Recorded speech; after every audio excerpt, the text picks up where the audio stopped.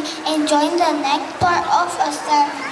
Please welcome Principal Yi to say a few words. Hello, students! Alright.